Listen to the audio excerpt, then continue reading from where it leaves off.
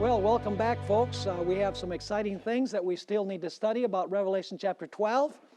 And then we are going to get into Revelation chapter 13. Very exciting chapter. It'll take us at least a couple of sessions, perhaps a little bit more, to deal with Revelation 13, 1 through 10. And then it's going to take us 2 or 3 sessions to deal with the second beast of Revelation 13, the beast that rises from the earth that has 2 horns like a lamb and ends up speaking like a dragon. So we have a lot of study ahead of us. I trust that what we've studied so far has made sense. It's been exciting to know that the Adventist Church, folks, has the correct biblical prophetic scenario. There's no doubt about it when you look at the entire message of the Adventist Church.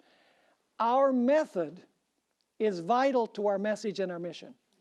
If we ever forget our prophetic method, we have no reason to exist as a church. And so it's kind of distressing to see that there's not much prophecy being preached these days in the Adventist Church. Okay, let's go back to our material. Well, we are now on page 43 of the material. And here's the question. You have an Old Testament Elijah, which is literal and local. Then you have John the Baptist, who is the New Testament Elijah, and that's a partial fulfillment. And then the prophecy of Malachi chapter 4 says that God is going to send Elijah before the great and terrible day of the Lord. But then we noticed in our last study that you have the Elijah during the 1260 years. So the question is, how is it that you have this Elijah during the 1260 years? How can that be the Elijah that comes immediately before the terrible day of the Lord, the dreadful day of the Lord? The answer is, folks, that when the papacy's deadly wound is healed, what began during the 1260 years will conclude. The only difference is that there has been a respite or a period that the deadly wound has been in place. In other words, if this prophecy had been fulfilled consecutively, if there had not been a deadly wound, then you would have had the dreadful and terrible day of the Lord. But because you have this parenthesis where there is a cessation of persecution, then when the deadly wound is healed, the Elijah prophecy will pick up again. Are you understanding what I'm saying? Now, let's pursue that. Let's go to Revelation chapter 6, verses 9 through 11. This is the 5th seal. This is the reaction to the period of papal persecution. And I want you to notice what this passage says. It says, when he opened the 5th seal, I saw under the altar the souls of those who have been slain for the word of God and for the testimony which they held. Now, don't get all hung up over the souls that are crying out under the altar. The word soul in the New Testament actually is the word suche, and it is translated many times life. And the life of the man is in his what? According to the Bible. The life of the person is in the blood. So when it says here that the souls are crying out from under the altar, it means that the blood of the martyrs is crying out for justice because they've been slain mercilessly. Probably the best illustration of this is in the story of Cain and Abel. When Cain killed his brother, God asked Cain, where is your brother? And he said, I don't know where my brother is. I'm not my brother's keeper. And then God said, the blood of your brother Abel cries to me from the ground. So it's the blood that's crying out for justice. The soul, for example, in the New Testament where it says that Herod wanted to seek the death of Jesus, it says that Herod was going to seek his life to kill him. Well, the word life there is the same word for soul that we find here. So in other words, the soul is basically the person, the life of the person. So anyway, you have these martyrs that are crying from under the altar with a loud voice. These are the martyrs that have been slain during the period of papal supremacy. And what are they crying out? How long, O Lord, holy and true, until you judge and avenge our blood on those who dwell on the earth? So the martyrs of the 1260 years, what are they doing? They're crying out for justice. They're saying, how long, Lord, are you going to wait to judge and avenge our blood on those who are shedding our blood on the earth? Now notice the answer. Verse 11. Then a white robe was given to each of them. In other words, God says to them, you don't have to worry. The robe is yours. You're safe. So it says a white robe was given to them, and it was said to them that they should what? That they should rest a little while longer. What does that mean, that they should rest a little while longer? They're going to be dead, right? They're going to rest in the grave for a little while longer. But now notice there's going to be a second group of martyrs. So it says that they should rest a little while longer until both the number of their fellow servants and their brethren who would be killed as they were was completed. How many periods of persecution? 2. The martyrs of the past are crying out for justice. God says, you will be judged and avenged when the number of the martyrs is complete. When is the other group of martyrs going to be killed? Shortly before the time of trouble, shortly before the door of probation closes in what is known as the little time of trouble. Will there be martyrs that did not worship the beast, his image, or his mark? Read Revelation 20, verse 4. It speaks about those who were beheaded because they did not worship the beast, his image, or his mark. So there will be martyrs shortly before the close of probation, when the Sunday law is proposed. But after the close of probation, the number of martyrs will be complete, and there will be no more martyrs during the great time of trouble after the close of probation. So I want you to notice this. So because you have these 2 periods, the martyrs of the past that were slain by the papacy, and the wound is going to be healed, and she's going to start where she left off, in the same manner, Elijah has 2 stages. The Elijah that proclaimed the message during the 1260 years, and the Elijah that will proclaim the message when Jezebel resurrects. Are you with me? Now, let's continue here. The harlot has 2 stages of existence. And so Elijah, the children, and Ahab must also have 2 stages of existence. Jezebel was cast into her sickbed, along with those who committed fornication with her in the great tribulation of the French Revolution. Revelation 2:22 says as much. Indeed, I will cast her into a sickbed, and those who commit adultery with her into great tribulation, unless they repent of their deeds. So in the end time, Elijah broadens from Israel to Western Europe during the 1260 years, to where? To the world at the end of time.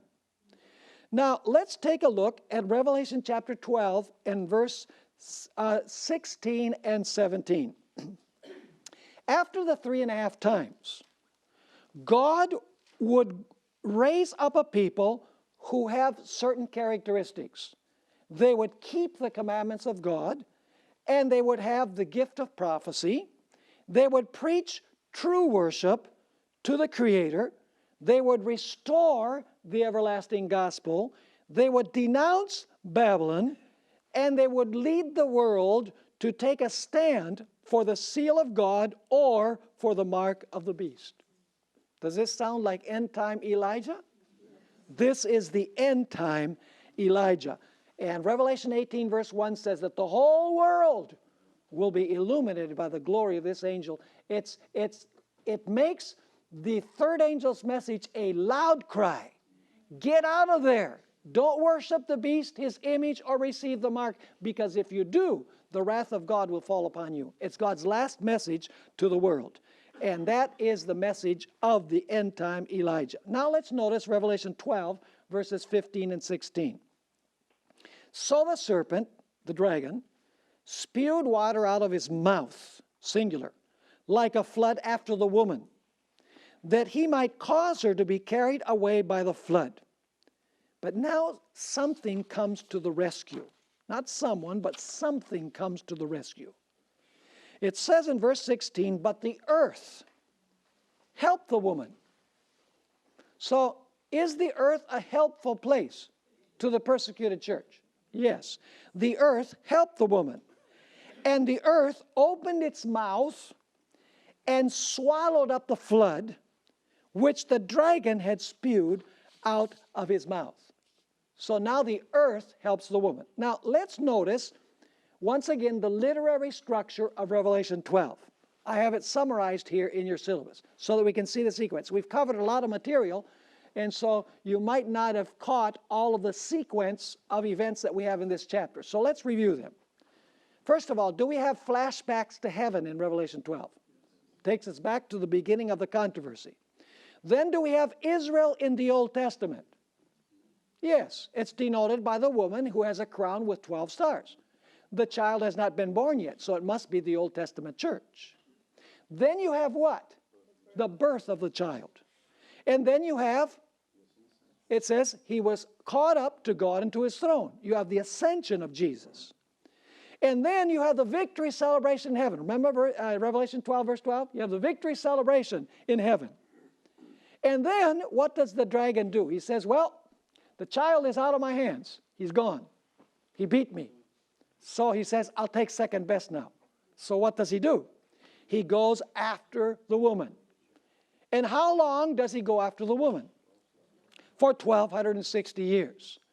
But then it says that when the 1,260 years are transpiring and persecution of the woman is going on, the earth comes to the rescue. Are you following me?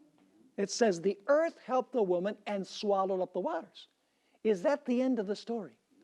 No, because we are told in verse 17 that the dragon will resurrect to power again. Are you with me or not? Because Revelation chapter 12, 17, you know the verse. It says, then the dragon was enraged with the woman. Why does the dragon become enraged with the woman? In the context. Because the earth helped the woman. Is that making sense? The earth helps the woman, swallows up the waters of persecution, and you think the dragon says, oh, that's fine, I'm okay with that. No. He hates the fact that persecution of the woman has come to an end. So is he going to launch a final persecution? And listen carefully. That final persecution is described in all of chapter 13. Primarily the last half of chapter 13. Is the structure important? It's vital. Now, we need to identify who the dragon is. You say, well, we know what the dragon is. Dragon represents Satan. Yes, but there's more to the story. Now, let's notice this in the next section of our syllabus. Though not directly called a dragon in Daniel 7, the fourth beast is nevertheless a dragon, which represents the Roman Empire. But Revelation 12 amplifies the meaning of Daniel chapter 7 by explaining that the power behind the nondescript beast of Daniel 7 was Satan. So in Daniel chapter 7, this dragon-like beast represents the Roman Empire because all of the beasts represent empires. But Revelation 12 takes you behind the scenes. It says, listen, behind this dragon beast is who? The dragon, the ancient serpent, the devil and Satan is behind this system. Now, in Daniel 7, the nondescript beast, that is this dragon-like beast, then sprouts what? A little horn that persecutes the saints for 1,260 years. We know for a fact that the little horn is what?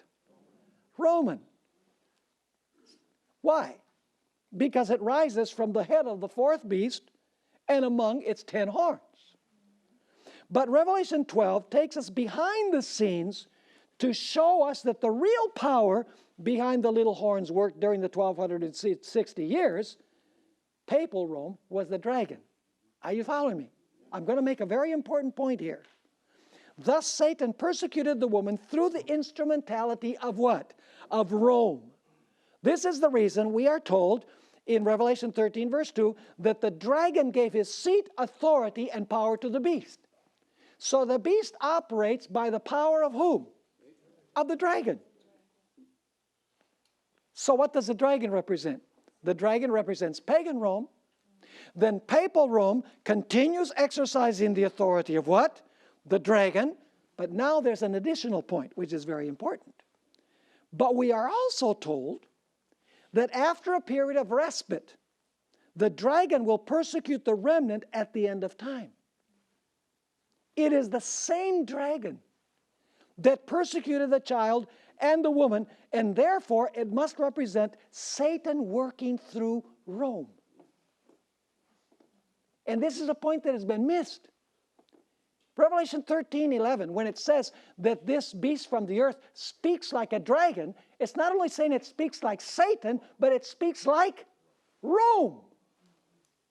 Because the dragon is Satan working through Rome. He worked through Rome to try and slay the male child. He worked through Rome during the period of the papacy. And if the end time beast is going to speak like a dragon, it means that it's going to speak like papal Rome. Are you following me? By the way, you know that everything that the beast from the earth, we're going to see this, everything that the beast from the earth does, he does to please the first beast. It appears that the only reason for his existence is to restore power to the first beast. You read in Revelation chapter 13, it says that he exercises all the authority of the first beast. He commands the whole world to worship the first beast. Everything he does is in the presence of the first beast. He makes an image of the first beast. He imposes the mark of the first beast. Somehow I think that this beast has something to do with the first one.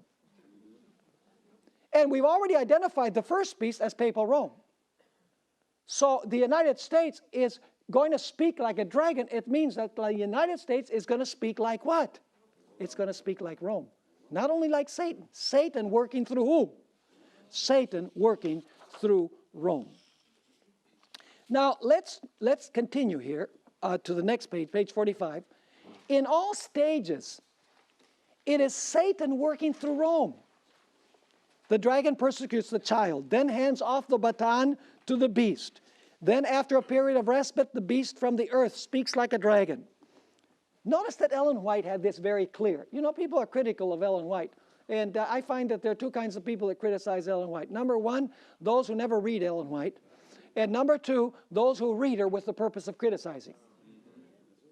And if you are in either one of those groups, you've lost a huge blessing. Because even things in the writings of Ellen White that appear to be contradictory, they're not contradictions at all. They're just contradictions in our brains. When you really look at everything she says. You know, you look at the Bible, it would appear sometimes that the Bible is in contradiction, but it's not when you study carefully. Let me give you one example. How did the life of Judas end?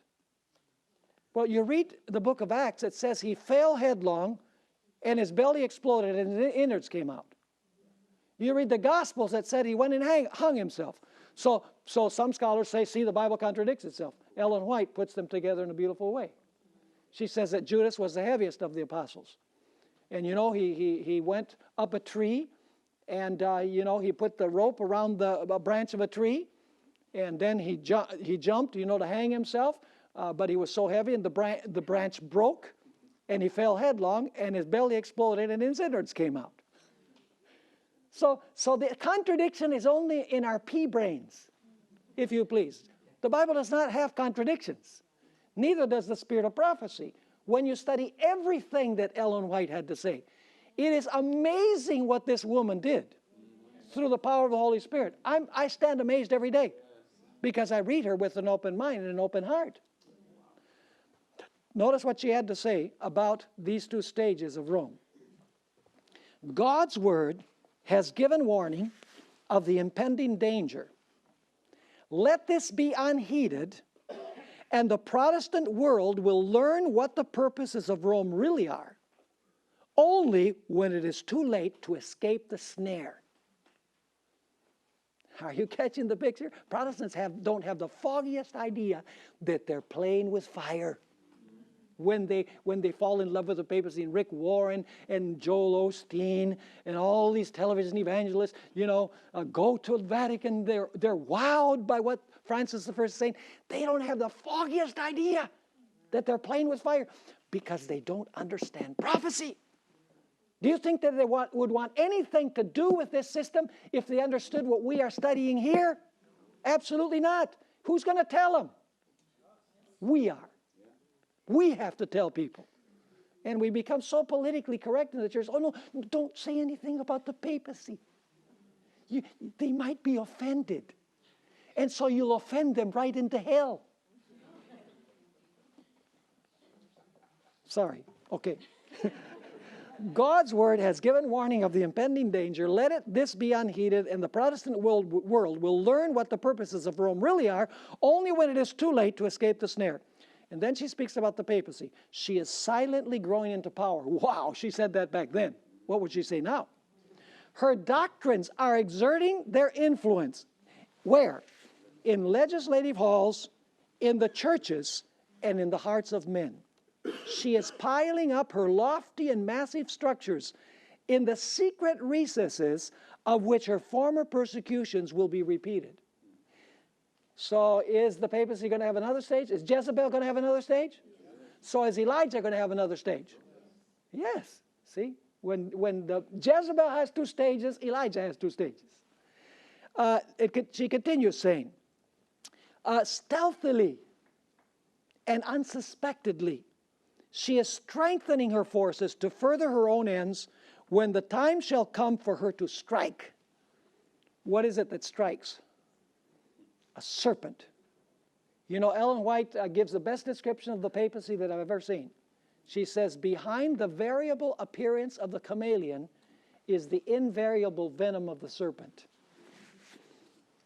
She continues writing, all that she desires is vantage ground, and this is already being given her.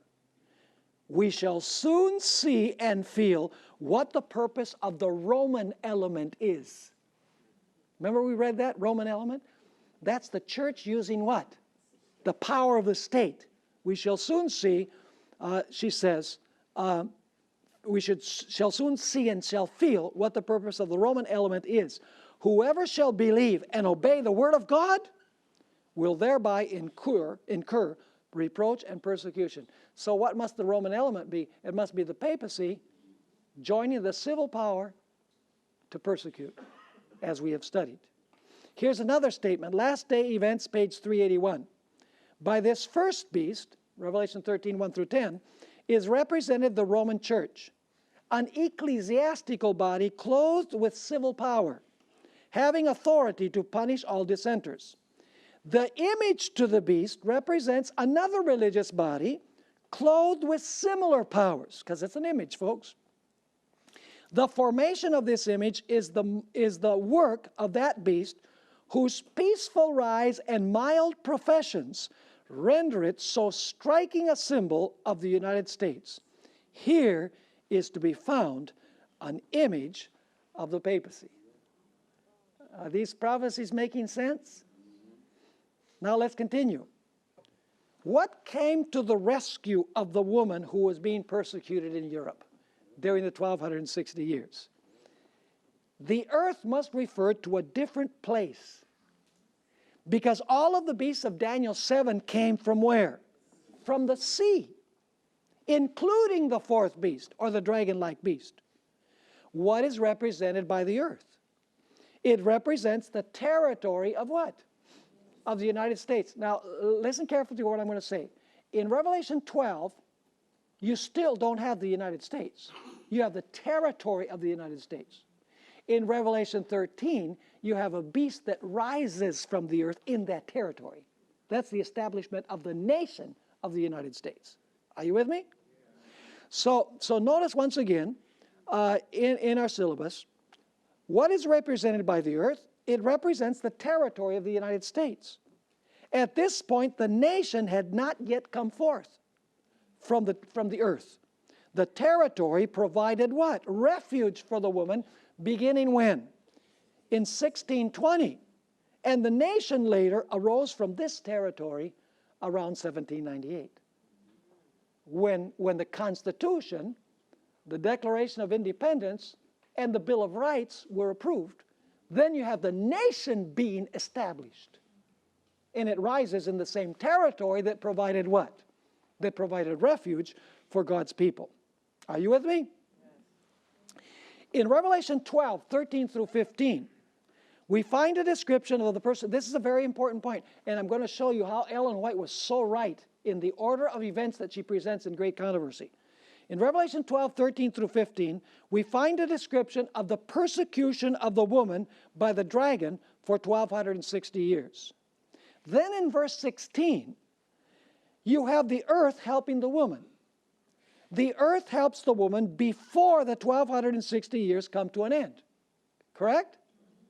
If you study the sequence. How do we know this? The answer is by the sequence of events in Great Controversy. In Great Controversy, page 265, Ellen White begins the chapter on the French Revolution, which comes at the very end of the 1,260-year period. But in the very next chapter, notice this, in the very next chapter, Ellen White goes back in time to describe how the territory of the United States provided refuge for those who were persecuted in Europe. She describes the Pilgrim Fathers. So why would she go in the chapter on the French Revolution? She's talking about the 1,260 years and the deadly wound. And then in the very next chapter, she goes back to the colonial period. Because the book of Revelation does that. It says the earth helps the woman, and then the 1,260 years come to an end. Are you following me? Interesting that Ellen White would follow the same kind of idea that you have in the text of the book of Revelation. Now, let's go to the next page, page 46. Page 46, where Ellen White clearly explains that the 42 months, 1,260 days represent the same period. Some people are trying to reinterpret this as literal time. What they do is they ruin the real interpretation and meaning of the text by reapplying this. It says the periods here mentioned, 42 months and 1,260 days, are the same, alike representing the time in which the Church of Christ was to suffer oppression from Rome. The 1,260 years of papal supremacy began in 538 AD and would therefore terminate in 1798. At that time, a French army entered Rome and made the Pope a prisoner, and he died in exile. Though a new Pope was soon afterward elected, the papal hierarchy has never since been able to wield the power which it before possessed. Now, notice this statement in Great Controversy, page 292. This passage that I just read is from the chapter, The Bible and the French Revolution. She's talking about the 1,260 years, right? But now, she's going to go back in the previous chapter to the colonial period. Notice what we find in Great Controversy, page 292. Actually, 292.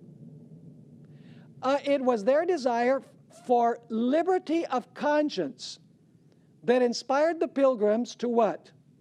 To brave the perils of the long journey across the sea, to endure the hardships and dangers of the wilderness, and with God's blessing to lay where? On the shores of America, the foundation of a mighty nation. And by the way, the chapter on the French Revolution begins immediately before this. So Ellen White is going back to speak about the colonial period after she describes the 1,260 years and the French Revolution ending the 1,260 years. Now, it was from persecution by the dragon that the woman escaped. This does not mean that during the colonial period, religious liberty was always respected, because you know that's not the case. There was religious persecution in the colonial period, but it was not the dragon who was doing the persecuting. In fact, the colonists were very suspicious of the papacy. So the persecution in the colonial period has nothing to do with the papacy. In Great Controversy, page 440, Ellen White had this to say: what nation of the New World was in 1798 rising into power, giving promise of strength and greatness, and attracting the attention of the world? The application of the symbol admits of no question. One nation and only one meets the specification of this prophecy. It points unmistakably to the United States of America, Again and again, the thought, almost the exact words of the sacred writer, has been unconsciously employed by the orator and the historian in describing the rise and growth of this nation. The beast was seen coming out of the earth. And according to the translators, the word here rendered coming up literally signifies to grow or spring up as a plant. In other words, the nation was just beginning at this point. And as we have seen, the nation must arise in territory previously unoccupied. A prominent writer describing the rise of the United States speaks of the mystery of her coming forth from vacancy and says, like a silent seed, we grew into an empire. And so Ellen White continues commenting here. A European journal in 1850 spoke of the United States as a wonderful empire which was emerging and amid the silence of the earth daily adding to its power and pride. So what is the earth that helped the woman? Bottom line, what is the earth that helped the woman? It is the territory of the United States. Has the territory of the United States and the nation that arose there given us religious and civil liberty for the last couple of hundred years? Yes. Is that the end of the story? No. The Bible tells us in Revelation 12 and verse 17 that the dragon will persecute again. How will the dragon persecute again? Through the instrumentality of what? Of the very power that provided refuge for God's people. The earth helps the woman, and then it says that the dragon was enraged with the woman and went to make war with the remnant of her seed. Is the earth helping the woman related in any way to the wrath of the dragon? Absolutely. It is the reason for the wrath of the dragon. Now, in Revelation 12, verse 17, we're told why the dragon hates the remnant of the woman's seed. Why is it? Because they keep the commandments of God, and they have what? The testimony of Jesus Christ. What is the testimony of Jesus Christ? The testimony of Jesus Christ is the spirit of prophecy, according to Revelation 19:10 and Revelation 22, verses 8 and 9. What are the commandments of God? The commandments of God are the 10 commandments. Now, you need to study this in your syllabus, beginning on page 47, all the way through page 56. I study the issue of what is meant by the commandments of God. And it's very clear in Scripture that the commandments of God that are referred to there are the 10 commandments. They keep the commandments. They keep the 10 commandments of God. It's not just a general statement that the devil's going to hate them because they didn't obey the command to go witness to all nations. It is definitely referring to the 10 commandments. So the devil is going to hate God's people because they keep God's commandments and because God's remnant has the spirit of prophecy. So was this clear? Our study of Revelation 12? Now we need to go Revelation chapter 13. Page 57 in our syllabus. Page 57 in our syllabus. We still have about 25 minutes to go through as much as we can of this. It's going to take us the rest of this day to finish this particular chapter. And as we have done in the past, we're going to follow this quite closely because there's a lot of very important information in here. In our class now, we are going to discuss the system that the Bible describes as the Antichrist. This system is referred to with different names. It's the clay in the feet of the image of Daniel 2. It is the little horn in Daniel 7 and 8. It is the beast in Revelation chapter 13. It is the abomination of desolation in Matthew chapter 24. It is the king of the north in Daniel 11. It is the harlot in Revelation 17. The man of sin in 2 Thessalonians chapter 2. All of these refer to the same system, and different characteristics are given in different passages. Now, we are not going to talk about individuals in this system. We are going to talk about the corporate organizational system itself. There are many sincere, loving Christians in this system. In fact, Ellen White says that the majority of God's people are to be found in this system that we're going to be talking about. Many of the people in this system love the Lord, and they serve God to the best of their ability according to the information that they have.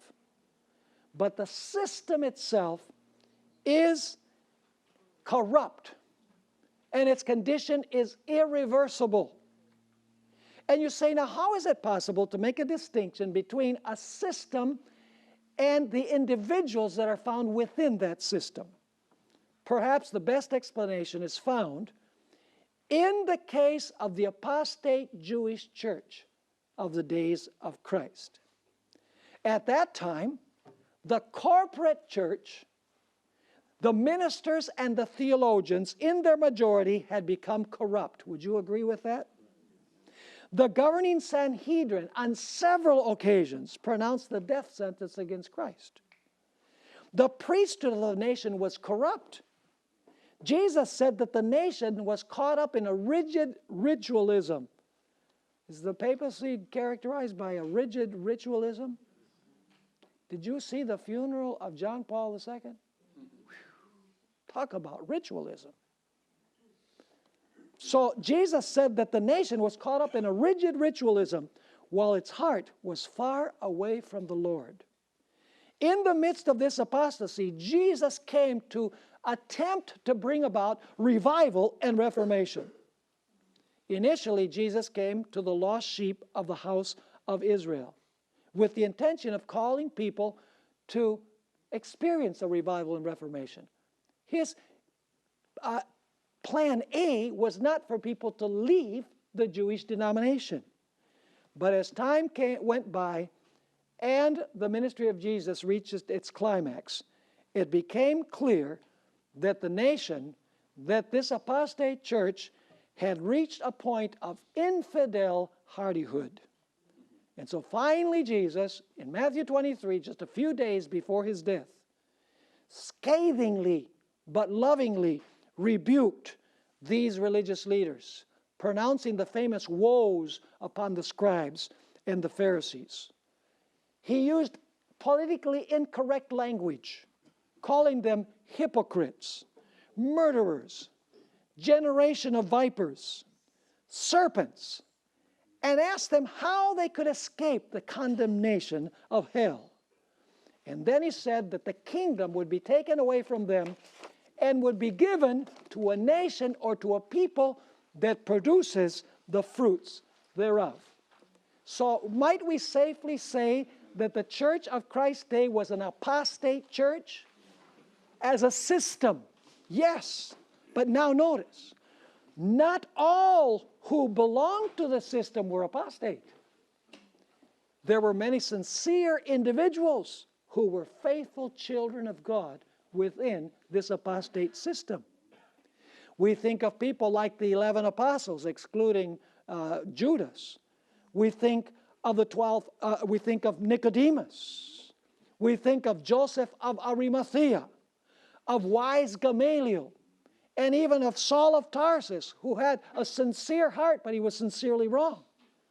In fact, in Acts chapter 6 and verse 7, it says that when the apostles preached the message of Jesus, multitudes of people, even among the priests, embraced the faith and left the apostate system of Judaism. In fact, on the day of Pentecost, 3,000 Jews were baptized and became members of the church. You see, the system and those within the system are two different things. Many of the people who belong to the system are corrupt along with the system. But there are many within the system that are sincere. They love the Lord. They serve Him to the best of their ability. And they just don't have all of the light that God would want them to have. And it is our responsibility to share that light with them. So I believe that when we present this to people who are not Adventists, we need to preface this with this that I've done at the beginning. And that is, this is no reflection on you, a Roman Catholic. because I believe that you, the individual Roman Catholic, I believe that you love Jesus, you're committed to Jesus. I believe that you serve him to the best of your ability, but there's more than what you have seen. That way, you know, you're taking down the barrier. You don't want to say to the person, oh, you belong to the system of the Antichrist and you're apostate. That'll go over like a lead balloon. You know, we need to be wise as serpents and harmless as doves. Now let's notice Revelation 13 and verse 1. Then I stood on the sand of the sea and saw a beast rising up out of the sea, having 7 heads and 10 horns, and on his horns 10 crowns, and on his heads a blasphemous name. Now let's interpret the symbols. We'll do this quickly. When we come to Revelation 17, we'll have more to say about the individual symbols. The sand of the sea. These beasts arise from where? From the sea. The turbulent, wind-tossed sea represents nations that are at war. And I hope that you'll read Isaiah 17, 12, and 13. It's the best text in the Bible that explains what is represented by the seas, what is represented by the waters. Even better than Revelation 17, verse 15. So the sea represents basically Asia and Europe. Where did the first 2 beasts of Daniel 7 arise? From the sea.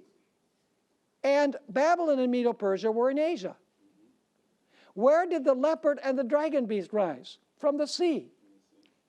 Let me ask you, where were Greece and Rome? In Europe. So the powers that rise from the sea are Asiatic powers and European powers. Now what about the 7 heads? The 7 heads on the single beast represent stages of the total career of the nations, beginning with Babylon and ending with the resurrected papacy. Are you understanding the point? When we get to Revelation 17, this will all be made clear.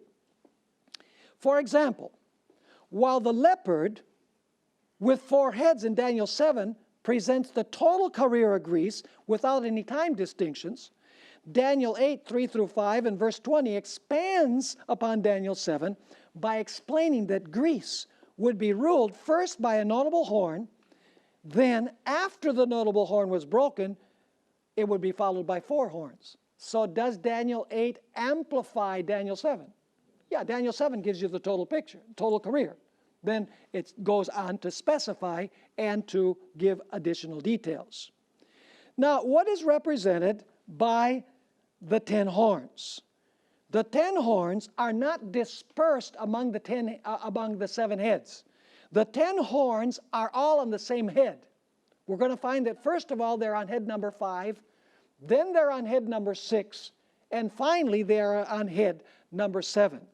When we deal with Revelation 17, we'll make this clear. And we are told that this power has a blasphemous name. And the name is related to a mysterious number that the beast has.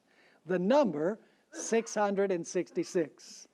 And we have a whole chapter in the syllabus on the number 666. So are you clear so far? We haven't looked at all of the explanations and all of the evidence for this, but you need to accept it by faith for now. And then you will accept it by sight later. But we need to understand the meaning of the symbols. Now, Revelation 13 clearly has Daniel 7 in its view, in its backdrop. Notice Revelation 13 and verse 2. You'll see the connection with Daniel 7 immediately. Now the beast which I saw was like a leopard. His feet were like the feet of a bear, and his mouth like the mouth of a lion. The dragon gave him his power, his throne, and great authority.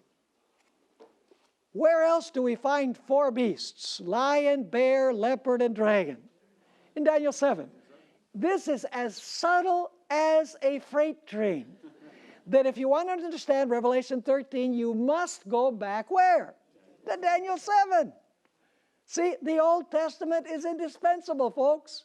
You cannot understand Revelation without understanding Daniel, without understanding other passages that we find in the Old Testament. Now, there's one detail which is very interesting and different between Revelation 13 and Daniel 7. And that is that in Daniel chapter 7, the beasts are in one order, and in Revelation they're in a reverse order. In Daniel, it's lion, bear, leopard, dragon. In Revelation, it's dragon, leopard, bear, lion. And so you say immediately, why do you have a reversal of the order of the beast? Simply because Daniel is living in the period of the lion, and he's looking forward, whereas John is living in the period of the dragon, and he's looking backwards. This proves that the four beasts represent Babylon, Medo-Persia, Greece, and the Roman Empire. Are you following me? Now, we're going to find that the fourth beast has four successive stages of existence. The fourth beast has four successive stages of existence. You say, well, what are those four stages? Well, the first stage is the Roman Empire without any divisions. Did the Roman Empire exist for a period of time without any divisions? Most of its career, it had no divisions. From 168 BC to 476 AD, it was the united Roman Empire. So the first stage of the fourth beast is the Roman Empire as an empire, undivided, united. Let's read Daniel 7, verse 23. Thus he said, the fourth beast shall be a fourth kingdom on earth, which shall be different from all other kingdoms, and shall devour the whole earth, trample it, and break it in pieces. So what does the fourth beast represent? It represents a fourth what? A fourth kingdom. And in the sequence, this represents the Roman Empire. But now notice that this fourth beast is going to have a second stage of existence. Verse 24. Once again, let's begin at the beginning of verse 23. Thus he said, the fourth beast shall be a fourth kingdom on earth, which shall be different from all other kingdoms, and shall devour the whole earth, trample it, and break it in pieces. The 10 horns are what? 10 kings. By the way, kings and kingdoms are interchangeable. You're aware of that, right? In Daniel 2, God says to Nebuchadnezzar, you are the head of gold, but he says, after you will rise another kingdom. So the king represents the kingdom. And by the way, in Daniel chapter 7, it says that the four beasts are four kings. But then here it says that the fourth beast is the fourth kingdom. So kings and kingdoms are interchangeable. So when it says the 10 horns are 10 kings or kingdoms, now listen carefully, who shall arise from this kingdom? Does the kingdom have to exist in order for the 10 to rise from it? Yes, that's the second stage. See, the fourth beast governs for a while by itself. Then, after a period, it sprouts 10 horns. And then we have a third stage. Daniel 7, 24 and 25. And another shall arise, what? After them. How many stages so far? 3. The fourth beast by itself. Then the beast sprouts 10 horns. The kingdom is divided. And then among the divisions rises what? A little horn. And notice what the little horn does. He shall be different from the first ones, and shall subdue 3 kings. He shall speak pompous words against the Most High. Pompous words are blasphemies, according to Revelation 17. Shall persecute the saints of the Most High, and shall intend to change times and law. Then the saints shall be given into his hand for a time, times, and the dividing of time. So how many stages do we have so far? 3. The dragon beast ruling by itself. Then after a period, the dragon beast sprouts 10 horns. And then among the 10 horns rises a little horn, and the little horn rules for time, times, and the dividing of time. We're going to leave the fourth stage to a little bit later after we look at the characteristics of the little horn. And we'll go through this quickly because I think we're all acquainted with the characteristics. They're presented in evangelistic meetings. Number 1, the little horn arose after the 10 had come up, right? When were the 10 horns complete? The 10 horns were complete in the year 476. The year 476 was the year when the last Western Roman emperor was deposed. Romulus Augustulus was his name. In other words, after that, there was no emperor in the Western Roman Empire because Constantine had moved the seat of the empire to Constantinople, Istanbul today. So basically, did the papacy rise to power after the Roman Empire had been divided? Yes or no? It's historically true. It's a fact that the papacy did arise after that point, in the year 538, officially. Number 2, it arose among the 10. Is the papacy in Western Europe? What used to be the Roman Empire? Absolutely. Number 3, it rose from the head of the dragon, which means that it must be a continuation of what? Of Rome, because the dragon represents Rome. So if the little horn comes forth from the head of this dragon beast, it must be in some way what? Roman. Now I have a series of statements here.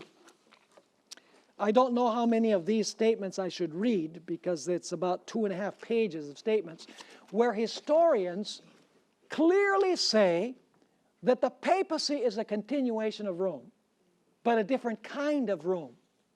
You remember the feet of the image? Does Rome continue in the feet? Is it a different kind of Rome? Yes, because it's what kind of Rome? It's an amalgamated Rome. We don't dedicate much time to the feet of the image, do we? And we need to, because that is the foundation for the idea that the Rome that is going to arise in Daniel chapter 7 is an amalgamated Rome.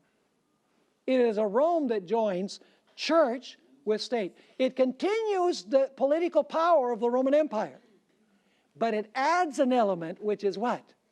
The church, the power of the church. Let me just read 2 or 3 statements. This one is from Malachi Martin. Have you ever heard of him before? Listen to what he had to say. By the way, Malachi Martin makes some statements where he doesn't even realize that he's commenting on the papacy in Revelation 13. He doesn't realize it. But when you read carefully what he's saying he's giving it all up. But he doesn't, we'll notice that later. It says, within 3 centuries, the Roman Church had transformed the administrative organization of the Roman Empire into an ecclesiastical system of bishoprics, dioceses, monasteries, colonies, garrisons, schools, libraries, administrative centers, envoys, representatives, courts of justice, and a criminal system of intricate laws, all under the direct control of the Pope. So is he now controlling all of the civil organization of Rome? Had Rome been transformed? Was it still Rome? Of course it was. Now notice, his Roman palace, the Lateran, became the new Senate. The new senators were the cardinals. So does Rome continue? Malachi Martin was a Jesuit. Yeah. And I'll have more to say about him later. You know, he really was able to read the future in the light of the past. I'm not saying that he was a prophet, but he was able to see what was going to transpire with the Roman Catholic Church. Of course, he saw it positively. We look at it from the perspective of prophecy. He continues writing, the bishops who lived in Rome and the priests and deacons helped the Pope to administer this new imperium. What does the word imperium, what is that in English? His new empire. So did the papacy continue the Roman Empire under a new form? It morphed into something different, iron and clay. Notice this statement from Adolf Harnack, a liberal theologian, but he had some very interesting things to say about the Roman church. This is how it reads. The Roman church, in this way, privately pushed itself into the place of the Roman world empire, of which it is the actual what? Continuation. The empire has not perished, but only has undergone a transformation. Well, these historians, they don't know that they're commenting on Revelation 13 and the iron and the clay and the feet of the image. And then he says, that is no mere clever remark, but the recognition of the true state of the matter historically, and the most appropriate and fruitful way of describing the character of this church. It still governs the nations. He's talking about the past now. It still governs the nations. It is a political creation, and as imposing as a world empire, because it is the continuation of the Roman Empire. The Pope, who calls himself King and Pontifex Maximus, is Caesar's successor. Is that clear? You want me to read the rest of them? Should we? This is not one historian. These are bunches of historians. Let's notice the next one. The empire was falling into decay. The barbarians knew that its life was failing, that the old organism was worn out, and they hastened to take possession of the remains.